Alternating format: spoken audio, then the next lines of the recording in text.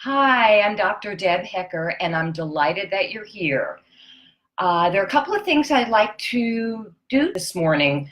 The first thing is to introduce you to me and how I became somewhat of an expert on the psychology of divorce, and also to talk a bit about how the right kind of divorce counseling can actually facilitate the healing process as well as help you to divorce-proof future relationships. Each individual has their own experience of the divorce process, but there certainly are some universal aspects that everybody shares. I'm sure there are some common thoughts, feelings, etc., that you may have experienced with other people, such as, I feel completely helpless, I'm never going to get over this, I'd like to kill my ex, will I ever stop crying, etc., and on and on. But you're not alone. Divorce really challenges the basic sense of who you are, who you've been, and who you're going to become. And if you ask anybody who's gone down the road of divorce, they will tell you that divorce rocks the very foundation of your being.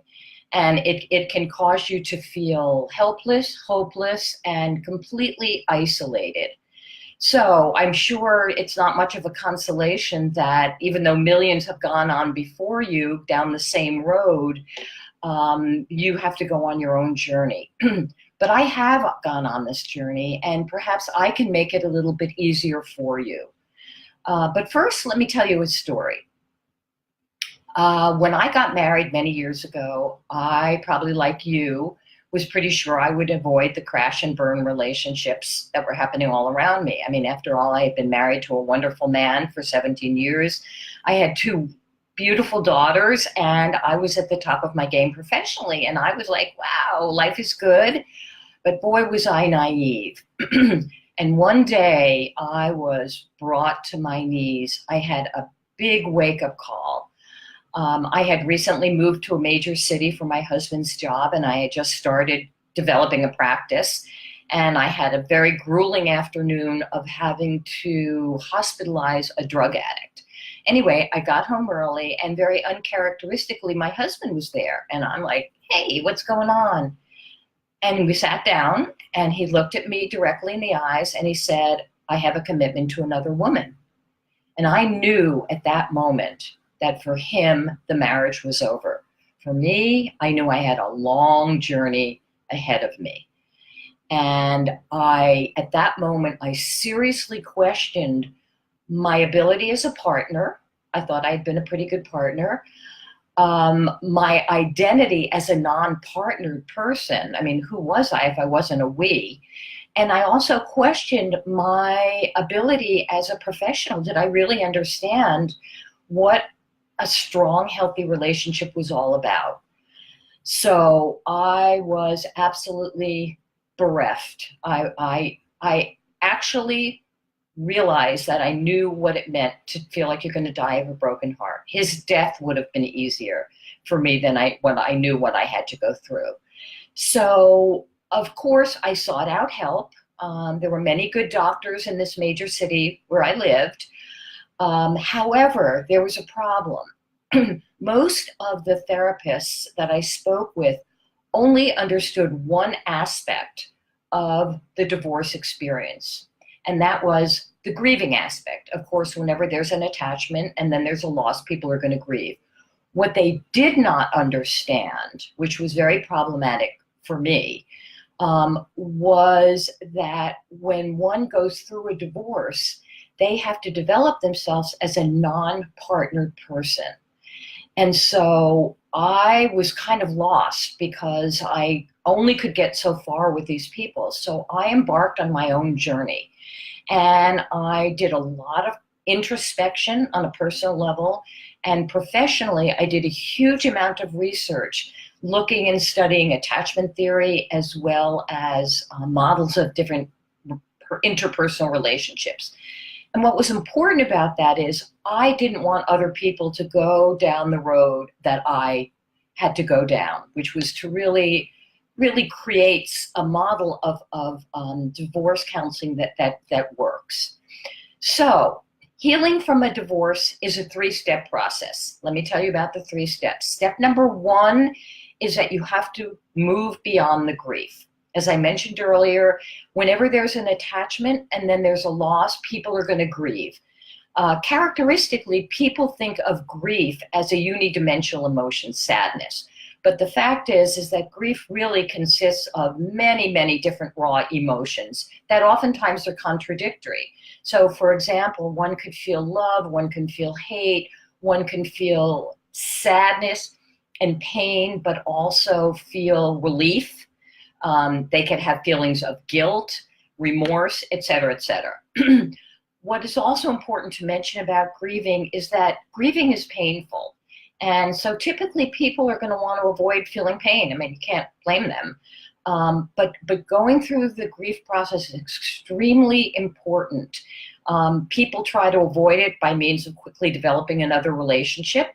They will engage in certain compulsive behaviors such as drugs or alcohol, sex, gambling, etc. Step 2. Step 2 is developing an identity apart from your partner, which I mentioned. In order to fully understand why your marriage failed, you have to go back in time, not to the place where you first met your spouse, but rather back in time to the early childhood relationships where you learned about attachment, where you learned how to have healthy relationships. You learned from the early parenting experience about attachment, trust, empathy, how to deal with anger, etc. So what's important about that is as we look at those early experiences, we can see what worked positively in your adult marriage and what worked negatively. And then you have the opportunity to identify those that did not work positively and to change those behaviors. Step 3, the final step, is that you have to learn a new relationship model. Let me talk about the divorce statistics, and which will help you understand why I believe it's so important that you develop a new relationship model. We all know about 50% of divorces hover, if the first marriages hover around 50%. In second marriages, the divorce rate is up to 62%. And in third marriages, the divorce rate is a staggering 70-something%. So basically what we're talking about is that people repeat the same patterns.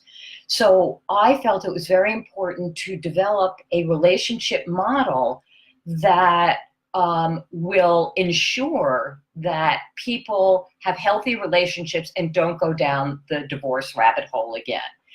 I developed a model called Yours, Mine, and Ours, Romantic Partnerships Done Right. And what is important about this is that in any successful relationship, there are 2 things that have to be addressed: the growth of the individual and the growth of the relationship. And my training allows me to help people to get into their own intrapsychic dynamics as well as understanding the relationship model. So in conclusion, the effective divorce counseling will help you with 2 things. It will help you to develop a stronger sense of self, which may have been underdeveloped during your marriage, and then also how to bring this new self into a healthy relationship. And then you will be in a better position to develop good co-parenting skills if you have children with your former spouse, become accountable for your new independence. It will help to liberate you from the past, and it will also help you turn your divorce, which you may see as a failure, into an opportunity for growth. Most importantly, I'm here to tell you that you can be happy again. So thanks for joining me. I would welcome you coming to my website at www.drdeborahhecker.com if you would like to learn some more about the divorce experience. Thank you.